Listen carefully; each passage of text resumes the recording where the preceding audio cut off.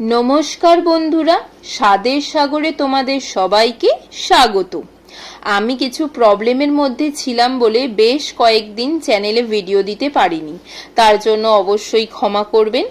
কিন্তু তোমাদের ভালোবাসা আর তোমাদের সাপোর্ট আমার সাথে ছিল বলে আবারও তোমার জন্য একটা নতুন রেসিপি নিয়ে হাজির হয়ে গেছি। সামনেই জন্মাষ্টমী গেল, তারপর গণেশ পুজো আসছে, বিভিন্ন পুজো আসছে, দুর্গা পুজো আসছে, তাই ভাবলাম তোমাদের জন্য একটা মিষ্টির রেসিপি শেয়ার করি। আজ তোমাদের সাথে শেয়ার করব ঘরে বানানো নরম তুলতুলে রসমালাইয়ের রেসিপি। একবার যদি এই ঘরে বানানো রসমালাইয়ের রেসিপিটা শিখে যাও, তাহলে বাজার থেকে আর রসমালাই কিনে খাওয়ার দরকার পড়বে না। তাহলে চলো দেখে নাও এটা কিভাবে বানাবে আর আমাদের কি কি লাগবে। রসমালাই বানানোর জন্য আমি এখানে 3টে দুধের প্যাকেট নিয়েছি। 500 গ্রামের আমুল দুধের প্যাকেট এখানে আমি ব্যবহার করছি। তোমরা চাইলে যে কোনো দুধের প্যাকেট দিয়ে এটা বানাতে পারো। তারপর আমি এখানে দুধটাকে দুটো বাটিতে সমান পরিমাণ ঢেলে নিয়েছি। একটা বাটির দুধ দিয়ে ছানা কাটাবো আর একটা বাটির দুধ দিয়ে আমরা মালাই তৈরি করব। এরপর গ্যাস জেলে ছানা কাটানোর জন্য আমরা দুধটা গরম করতে বসিয়ে দিলাম। দুধটা ফুটতে শুরু হলে আমি ছানা কাটানোর জন্য পাতিলেবুর রস ব্যবহার করছি। তোমরা চাইলে ভিনিগার দিয়েও এটা কাটাতে পারো বা ছানা কাটানোর পাউডার দিয়েও ছানা কাটাতে পারো। লেবুর রস দিয়ে একটু ফুটতেই দেখো দুধটা ছানা কেটে গেছে আর ছানাগুলো কেমন থকথকে হয়ে গেছে। এরপর ছানাটাকে আমরা একটা ছাঁকনির মধ্যে ছেঁকে নেব। তোমরা চাইলে কাপড় দিয়েও ছেঁকে নিতে পারো।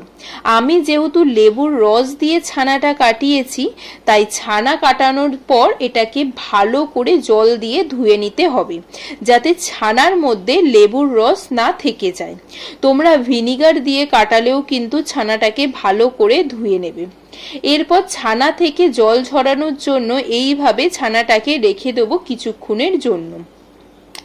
এরপর মালাই বানানোর জন্য আমি এখানে কিছু ড্রাই ফ্রুটস নিয়েছি।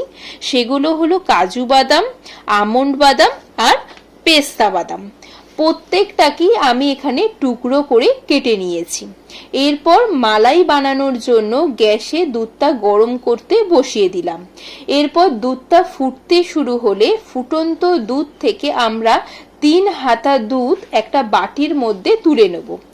বাটিতে তুলে নেওয়া দুধের মধ্যে আমুল গুঁড়ো দুধ 1 প্যাকেট ঢেলে দিয়ে ভালো করে দুধের সাথে মিশিয়ে নিতে হবে, যাতে গুঁড়ো দুধগুলো ঢিলা না থেকে যায়। দুধটাকে আমরা গ্যাসের ফ্লেম মিডিয়াম রেখে 10 মিনিট ফুটিয়ে নেব। দুধটা ফোটার পর দেখো দুধটা ঘন হয়ে পরিমাণে কমে গেছে। এরপর আমরা দুধটা কালার হওয়ার জন্য অল্প পরিমাণ কেশর ছড়িয়ে দেবো দুধের ওপর। তারপর 3-4টে এলাচ ছড়িয়ে দিয়ে দুধটাকে নেড়ে নেব। এরপর বাটিতে গুলে রাখা দুধটা ফুটন্ত দুধের ওপর ঢেলে দিয়ে ভালো করে নেড়ে নেব। তারপর কেটে রাখা ড্রাই ফ্রুটসগুলো দুধের মধ্যে এক এক করে দিয়ে দেবো আর অল্প পরিমাণ রেখে দেবো পরে ব্যবহার করার জন্য। তারপর 2 চামচ চিনি দিয়ে গ্যাসের ফ্লেম লো করে ফুটতে দেবো। এরপর জল ঝরানো ছানাটাকে একটা প্লেটের মধ্যে ঢেলে নিয়েছি। এরপর ছানাটাকে আলতো আলতো হাতে 3 থেকে 4 মিনিট মেখে নেব। ছানাটা মাখো মাখো হয়ে এলে এর মধ্যে 1 চামচ ময়দা দেব, 1 চামচ চিনি দেব আর একদম অল্প পরিমাণ বেকিং সোডা দেবো। এটা অপশনাল, তোমরা চাইলে নাও দিতে পারো। এরপর সবকিছুর সাথে ছানাটাকে 5 থেকে 10 মিনিট সময় ধরে ভালো করে মেখে নেব। এইভাবে মাখতে মাখতে রসমালাই বানানোর জন্য ছানাটা আমাদের রেডি হয়ে গেছে। এবার একটু একটু করে হাতে নিয়ে দোকানের মতো শেপ দেওয়ার জন্য ছানাটাকে গোল গোল করে রসমালাইয়ের মতো তৈরি করে নেব। এইভাবে এক এক করে আমরা সব রসগোল্লাগুলো রেডি করে নেব। সব রসগোল্লাগুলো রেডি করে একটা প্লেটের মধ্যে রেখে দিয়েছি। এরপর গ্যাসে কড়াই বসিয়ে দিয়েছি। চিনির রস বানানোর জন্য পরিমাণ মতো জল দিলাম।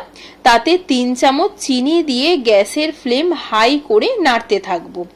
চিনিটা যখন পুরোপুরি গলে গিয়ে ফুটতে শুরু হবে তখন ওর মধ্যে তৈরি করে রাখা রসগোল্লাগুলো চিনির মধ্যে এক এক করে দিয়ে দেবো।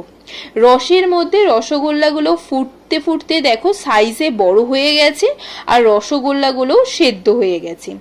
একটা রসগোল্লা এর মধ্যে থেকে তুলে চেক করে নিতে হবে আমাদের রসগোল্লাগুলো কতটা সফট হয়েছে। এরপর রসগোল্লাগুলো সেদ্ধ হয়ে গেলে গ্যাসের ফ্লেম অফ করে দেবো।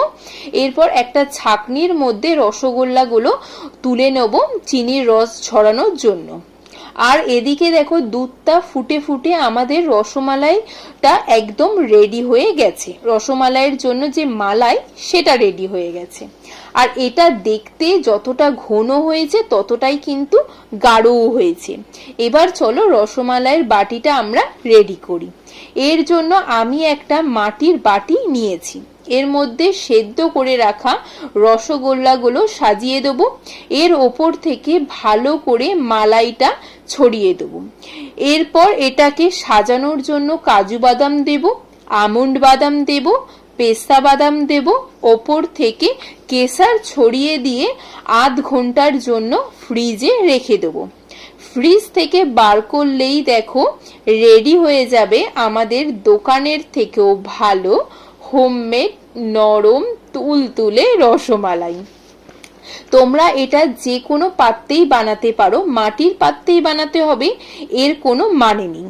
বাড়িতে বানানো এই রসমালাই যদি তোমরা হঠাৎ বাড়িতে এসে যাওয়া কোনো গেস্টকে খেতে দাও, কেউ বুঝবেই না এই সুন্দর রসমালাইটা তোমরা বাড়িতে বানিয়েছো না দোকান থেকে কিনে এনেছো। তাহলে বন্ধুরা আজকের এই ভিডিওটা ভালো লাগলে ভিডিওটাকে অবশ্যই লাইক করো আর কমেন্ট করে কিন্তু অবশ্যই জানিও রেসিপিটা তোমাদের কেমন লাগলো। আর ভিডিওটাকে কিন্তু অবশ্যই শেয়ার করো। আর চ্যানেলটাকে কিন্তু একদম সাবস্ক্রাইব করতে ভুলো না, আগে যাও চ্যানেলটাকে সাবস্ক্রাইব করে নাও।